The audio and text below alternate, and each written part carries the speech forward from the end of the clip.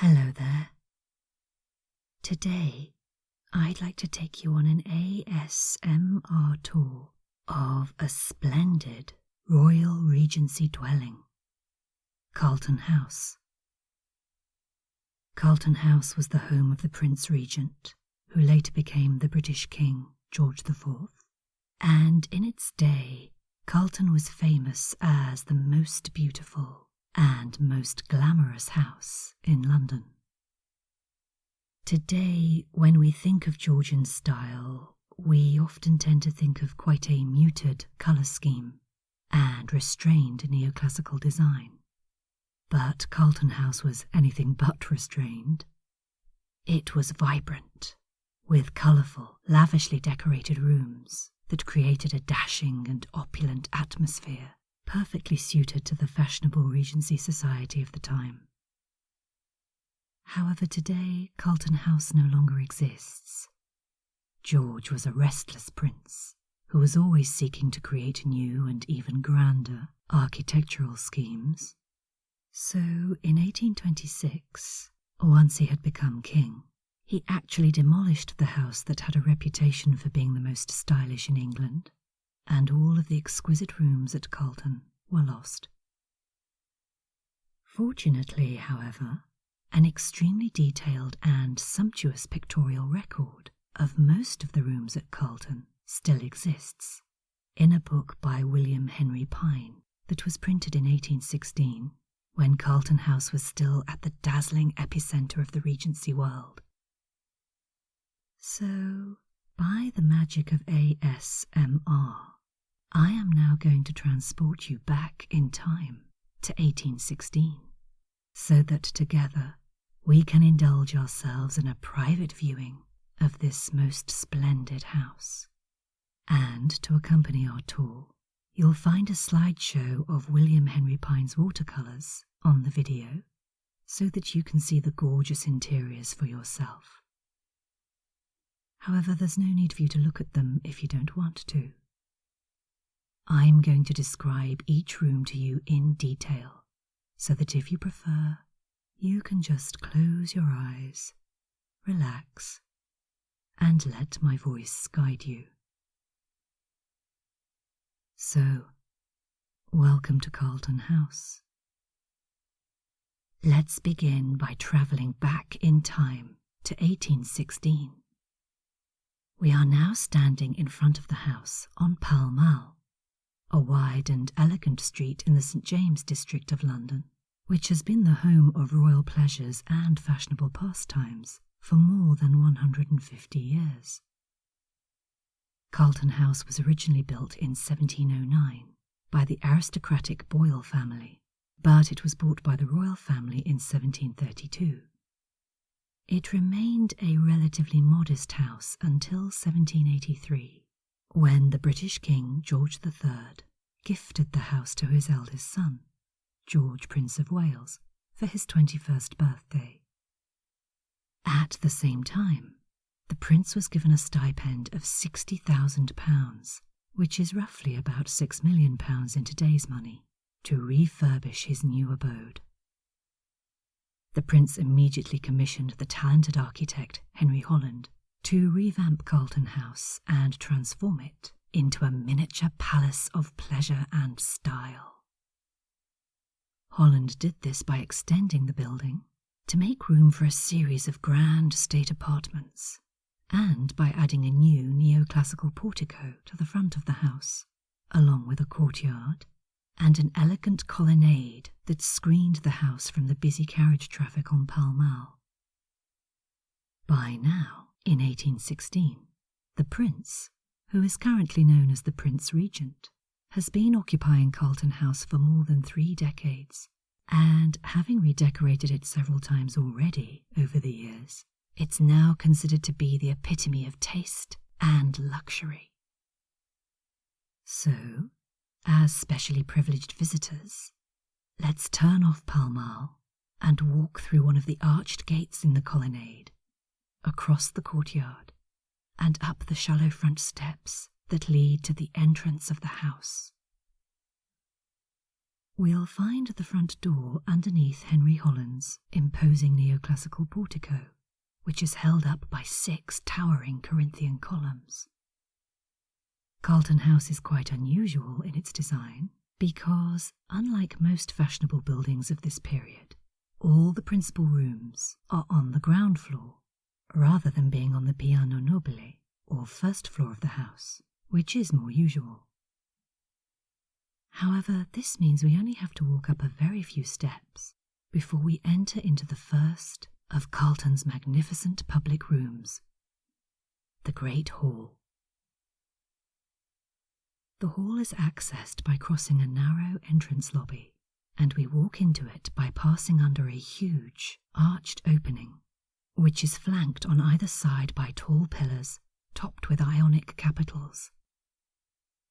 The pillars are made from sienna marble, in hues of deep yellow and red, and they hold up an ornamental entablature, or frieze, which has been painted in matching red and yellow tones to mimic the effect of the sienna marble.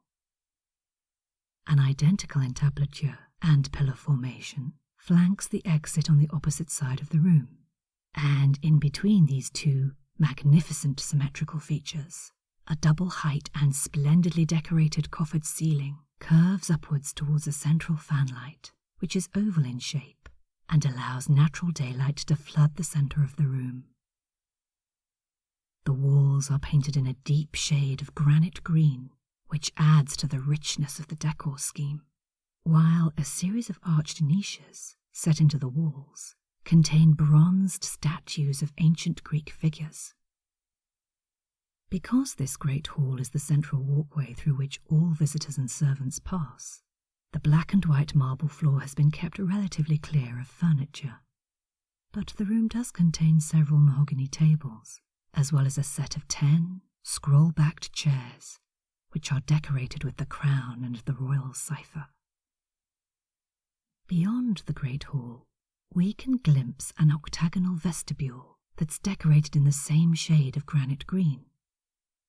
However, rather than walking straight to it, I'd like to take you on a detour through a door that lies to the right of the entrance lobby, and which will lead us to the west anteroom. This is the first of a series of interconnecting state apartments, which will take us to the vestibule through the west wing of the house. And as the first of these apartments, the west anteroom has been designed to be a waiting room for persons of distinction, which is to say aristocrats or royal family members who are too grand to sit outside and wait for the prince in the great hall. It's an airy room, comfortably furnished with sofas and armchairs, upholstered in deep red damask, and around the walls hang several full-length portraits of members of the royal family, including George II, the Prince Regent's now deceased grandfather, and the Dukes of Cumberland and Clarence, who are the prince's uncle and brother respectively. There's also a fine full-length portrait by Sir Joshua Reynolds of Louis Philippe II, who was a cousin of King Louis XVI of France, and who was notable for being one of the few French aristocrats who originally supported the French Revolution. Until, that is, the revolutionaries changed their minds and sent him to the guillotine. At the far end of the west anteroom, we can pass through a set of white and gold double doors and enter the next room on our tour, the Crimson Drawing Room. This is a large and glamorous apartment, which gleams with luxurious gilded details, a sumptuous decorative feature that we'll see repeated in nearly every room at Carlton. The gold ornamentation includes a magnificent coved ceiling that is heavily embellished with gilded stucco work, as well as a suite of gilded furniture and rows of intricately carved gilt cornicing. 3 brilliant chandeliers hang from the ceiling, and beneath them, the walls are dressed entirely from top to bottom in crimson silk, which is draped and festooned with sumptuous tasselled gold fringing to add even more lustre to the already regal colour scheme. The windows are hung with matching crimson and gold draperies, and the sofas and chairs are also upholstered in the same crimson fabric. They look wonderfully grand. However, my favourite detail in this room can be seen over here on the north wall, where, between the windows, there sits a pair of gilded pier tables that have legs carved to resemble enormous, mythical, golden griffins. This room dazzles the eye with its splendour and sophistication. But let's leave it now and turn left through another set of double doors into the next room, the circular room. This, as its name implies, has been built in the form of a rotunda with a wonderful domed ceiling that has been painted to imitate a soft blue sky flecked with fluffy white clouds. The walls and doors are intensely decorated with painted panels depicting scenes of harvest gathering and luscious grapevines, and there are 4 alcoves in the room, each of which has been fully tented with pale blue silk that is embroidered with silver stars. Each alcove is also framed by a pair of tall columns that have been painted to mimic red porphyry stone and finished with silvered Ionic capitals. The warm tone of this porphyry colour is also picked up in the rich red-toned carpet and by the red marble surrounds on the 2 chimney pieces in the room. The furniture mainly consists of low couches that are draped in pale blue silk to match both the tented alcoves and the colour of the heavenly blue ceiling above our heads. It's said that this room was once used as a dining room, but today the prince prefers to keep it as a music room where he can invite favoured guests to attend royal concert evenings. Continuing southwards, the next room we'll enter is the throne room, which, as the name implies, is the room where the Prince Regent presides over ceremonial occasions.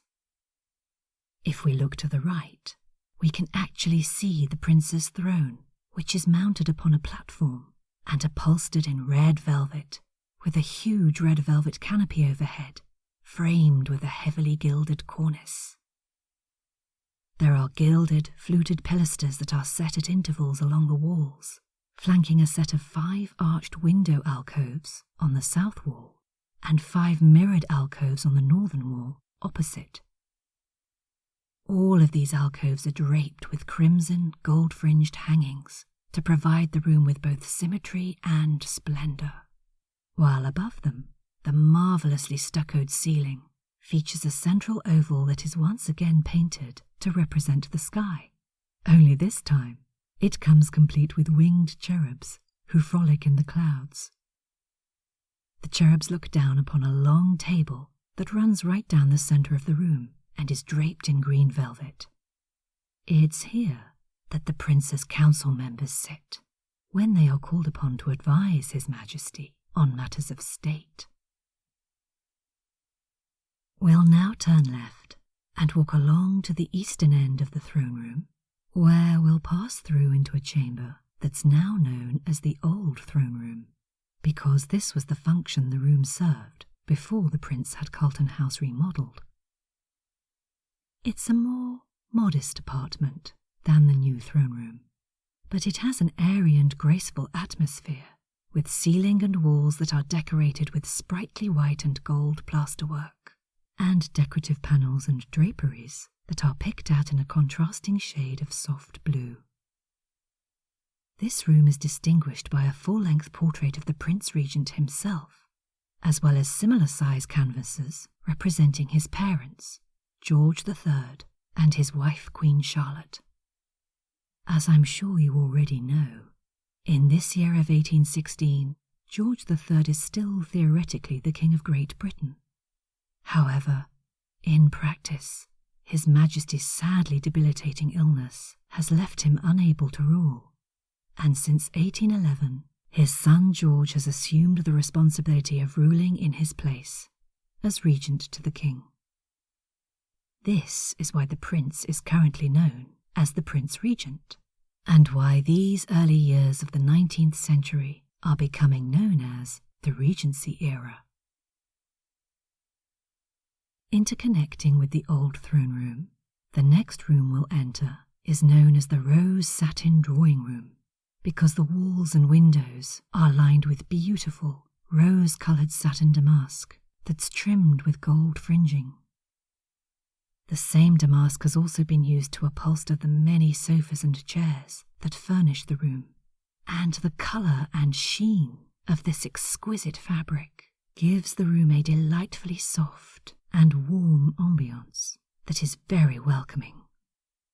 Above our heads, we'll find another elegantly stuccoed ceiling, decorated in gold and pastel colours, as well as a beautiful 16-arm chandelier, which is hung with charming glass bells. Of particular note in this room is a round table made by the French royal porcelain makers Sèvres. This table originally belonged to the Emperor Napoleon, and it's decorated with a series of portraits of famous leaders from the classical world, including several Roman emperors, a couple of orators, a couple of generals, and, at the centre of the table, a portrait of Alexander the Great. Let's wander on now through the next set of white and gold panelled double doors and enter the anteroom, a relatively small apartment that is decorated in a slightly plainer style, although it still features many examples of beautiful carved and gilded cornicing, as well as walls that are painted in a striking shade of brilliant azure blue. The paintings in this room give it a feminine air, as they mainly consist of portraits of the king's sisters, the princesses Augusta, Elizabeth, Mary, Sophia, and Amelia. However, hanging over the looking-glass that sits above the fireplace is a portrait of a lady with a decidedly different type of royal connection. This is an oval-framed painting of Madame de Pompadour, the famous French courtesan who was the mistress of Louis XV of France. It has been rumoured that the Prince Regent himself has lavishly entertained several intrepid ladies here at Carlton House, but I couldn't possibly comment upon that. However, should the Prince decide to indulge in engagements of a more personal nature, it's likely that they would take place in the next two rooms we'll visit, as together they make up the private chambers of His Royal Highness. The first of these two apartments is the blue velvet room, which the Prince uses as a personal drawing room, and which features a remarkable colour scheme of pale peach blossom coloured walls contrasted with panels of dark navy blue velvet. The doors are also painted in peach blossom, while the windows are festooned with sky blue satin that has been embroidered all over with gold fleur-de-lis. This fleur-de-lis pattern has also been used to upholster a selection of gilded armchairs and sofas, and, in addition, it also features as a repeating motif on the splendid carpet that covers the floor. The effect is magnificent, and it's heightened even further by the decorated ceiling overhead, which once again features a depiction of a cloudy blue sky with winged cherubs that appear to be holding up the chandelier at the centre of the ceiling. Continuing through the next set of doors, we now have the privilege of entering the most private chamber that we'll see on our tour today, the blue velvet closet. This small room is the Prince's private salon, a place where he would only invite his very closest friends, and it has walls decorated entirely in navy blue velvet to increase the intimate atmosphere of the room.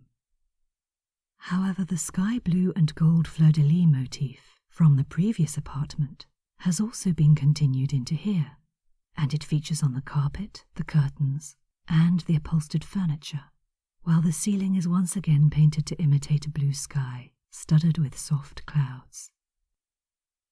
Close to the two French windows, there stands a round ebony table which is topped with an ornate inkstand, and it's tempting to imagine that this is where the prince sits to write his correspondence.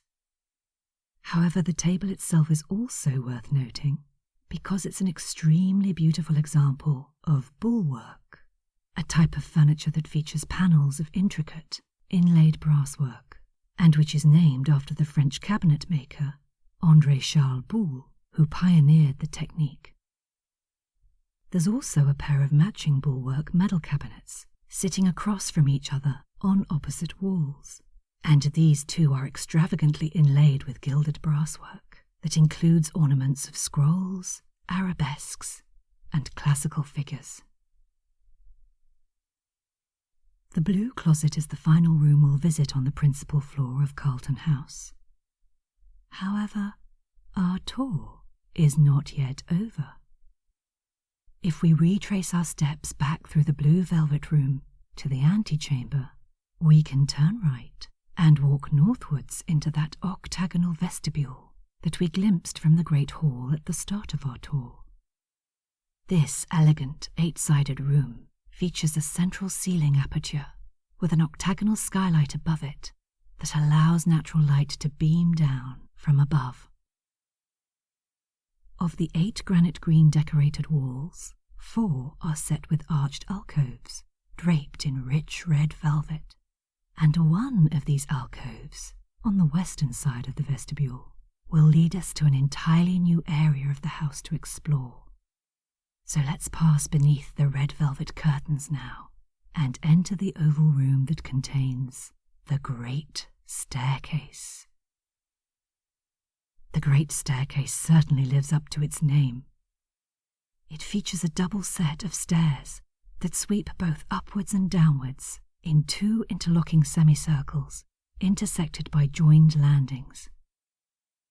The effect is architecturally stunning, and the grandeur is enhanced even more by arched niches set into the surrounding curved walls that bear classical statues in marble and bronze. If we were to walk up the stairs, we'd come to the top floor of the house, which is known as the bedchamber floor, and which, sadly, we don't have access to. However, if we walk down the staircase, we'll find a new area of the house to explore, the lower floor, which has also been specially remodelled for the Prince Regent. We'll begin our tour of these lower floor rooms at the bottom of the Great Staircase by entering directly into the lower vestibule. Inside, the first thing we notice is the difference in the ceiling heights. Upstairs, in the rooms that we just visited, the ceilings were high and lofty, but in this vestibule, the ceiling is low, which creates a far less grand and elegant atmosphere. The low ceilings on this floor are due to the fact that we are now, effectively, in the basement of the house, in rooms that, once upon a time, would have been reserved for domestic offices and servants' quarters. However, because Carlton House stands on a hill, the south-facing back of the building is at a lower level than the north-facing front, and this means that these basement rooms have direct access out onto the delightful gardens of Carlton House. So Henry Holland, the Prince's original architect, decided to make the most of these garden rooms by knocking down several of the original walls and opening the space up into several larger apartments, then redecorating them to create a new suite of summer entertaining rooms for the Prince. The result is a charming range of spacious but low-ceilinged, interconnecting rooms that are structurally supported by open columns rather than closed walls. We can see an example of this innovation here in the vestibule, which features at its centre a double row of pillars that are decorated to look like dark green marble. The pillars are topped with gilded Corinthian capitals, and a gilded cornice joins each column to the ceiling above, which, like so many of the rooms upstairs, has been painted to resemble a summer sky. The walls are covered in flocked scarlet damask, and there are scarlet-covered sofas and chairs that are set into recesses around the room. Like every room on this lower floor, the lower vestibule has folding doors which can be pulled right back to open up a thoroughfare between the interconnecting apartments and create one long space that guests can flow through along the entire eastern side of the house. The next room in this series is the library, which measures nearly 50 feet in length and which has been fitted up in the Gothic style. As you may know, the Gothic revival is currently very fashionable, thanks to the influence of the writer and politician Horace Walpole, and the prince is said to be a great admirer of this theatrical style of decoration. However, the prince is also a great reader, and you will notice that the Gothic oak bookcases that line the library walls are furnished with many handsomely bound volumes.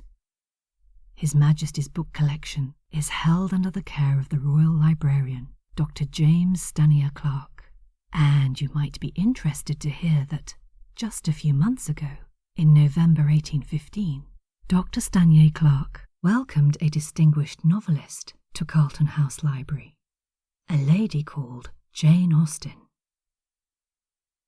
The prince himself did not meet her, but he is known to be an ardent admirer of Miss Austen's work, and so he directed his librarian to invite her.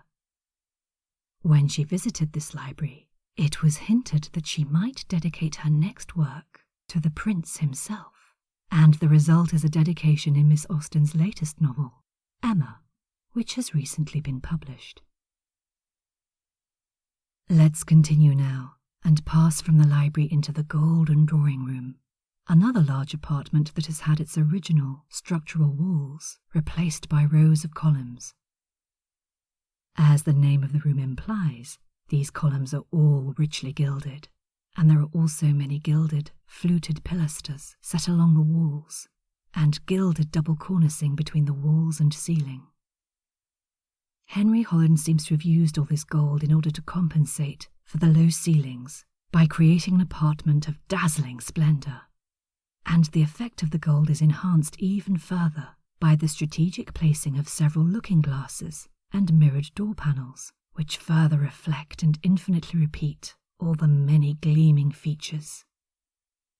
The few parts of the walls that are not gilded or set with mirrors are hung instead with scarlet cloth, which has also been used to create the rich draperies at each of the 4 French windows. As a principal entertainment space, it's likely that this golden drawing room is frequently filled with equally golden guests, and it's easy to imagine the apartment filled with elegant gentlemen who look distinguished in their court dress, and ladies who glitter like beautiful butterflies in their empire-line gowns and magnificent jewels. The final apartment to view in this eastern wing of the basement is the Gothic dining room. Like the library, this chamber has been decorated in the Gothic revival style, and the entire room is lined with gilded panelling that has been carved into Gothic arches. On each of the 2 long walls, the panelling has been divided into 5 distinct compartments, each of which is topped by a golden carved bracket. These brackets spread out towards the middle of the ceiling and cleverly create the illusion of a high vaulted roof, even though this room, like the rest of the basement, features a rather low ceiling. The arches on the south side of the room are set with Gothic traced windows, while the arches on the opposite northern wall are hung with brightly painted heraldic shields. At the far end of the room, on the eastern wall, the gilded panelling has been designed to look like a screen, of the type that is usually seen on the altars of medieval churches. However, while a church screen might contain niches for statues of saints, the Gothic arches on this screen are instead set with looking glasses that reflect light back into the room and multiply the effect of 8 sparkling chandeliers that hang down in 2 rows from the gilded ceiling brackets above. The combined effect of glittering, refracted light and gleaming gold panelling forms a breathtaking backdrop for the dining table itself, which seats up to 32 people and which is laden with golden candelabras to create the perfect royal banquet. These days, the Gothic dining room is the Prince Regent's preferred place to entertain his guests for dinner. However, if we retrace our steps back through the golden drawing room, the library, and the lower vestibule, we can cross through to the western wing of the basement and find another dining room, which was created by Henry Holland in his original scheme, but which has now been almost emptied of furniture, so that it can be used as a reception room. This dining room is not decorated in the Gothic style, but features a pleasing neoclassical scheme, with 2 sets of fluted columns that have once again been decorated to mimic red porphyry stone, like the ones we saw in the circular room upstairs. They are topped with gilded Ionic capitals, and, as with the pillars we've already seen, in the lower vestibule and golden drawing room, the columns provide sound structural support for the weight of the magnificent throne room on the floor above. The ceiling has once again been decorated to look like a cloudy, open sky, while the walls are decorated in scarlet silk, with scarlet silk hangings at the heavily draped French windows. There are 5 of these windows in total, and they all look out over the gardens so that in the summer they can be opened for guests to step in and out between the dining room and the beautiful terrace outside. However, in addition to the French windows, there's another set of large glazed doors at the western end of the dining room, and if we walk through them, we'll come to the most magnificent room of all at Carlton House, the Conservatory. Of all the extraordinary rooms in this extraordinary building, the Conservatory is perhaps the most jaw-dropping. It measures 71 feet in length, and it resembles a miniature glazed cathedral with a spectacular fan-vaulted ceiling that was created by the architect Thomas Hopper. Hopper was inspired by the Lady Chapel at Westminster Abbey, which was built by the Tudor king, Henry VII, and because this conservatory was built as an extension to the main house, Hopper didn't have to contend with the low ceiling restriction that features in the rest of the basement. So he opened up the design of his Gothic roof to a lofty height of 20 feet, and it soars overhead in a complex and exquisite filigree design of wrought ironwork that is set with glass to allow the afternoon sunlight to filter down into the room. Below is a tiled marble floor and a double row of Gothic arched pillars that create the effect of a central nave.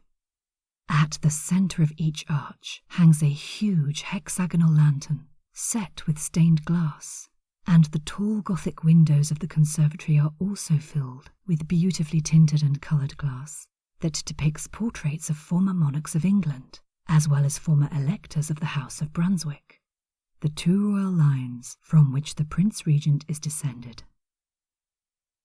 The sense of pleasure and wonder that is created by this room makes it, apparently, one of the prince's favourite apartments.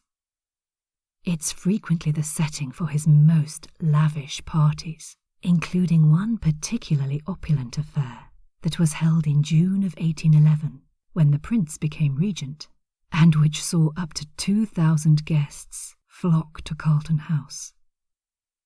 On that occasion, a silver fountain was placed in this conservatory, which cascaded water into an artificial canal, and which was decorated with gold and silver fishes that leapt and swam in the stream. One can only imagine the delight of the guests that night.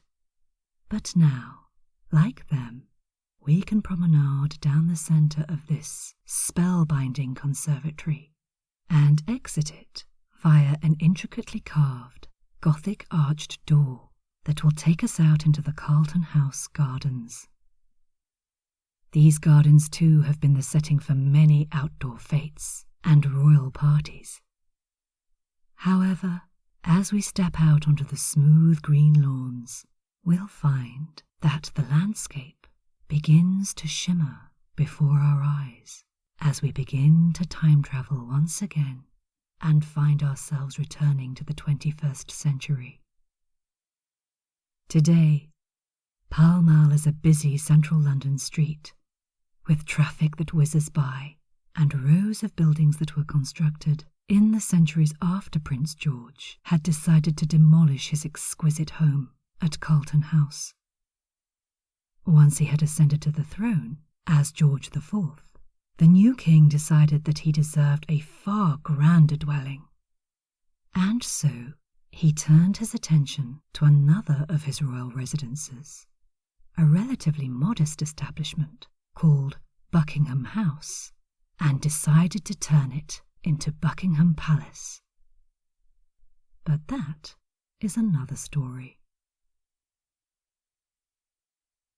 I do hope you've enjoyed this imaginary tour into the Regency splendours of Carlton House, and I hope too that you can join me again soon for another ASMR adventure. Until then, thank you for your company. Goodbye.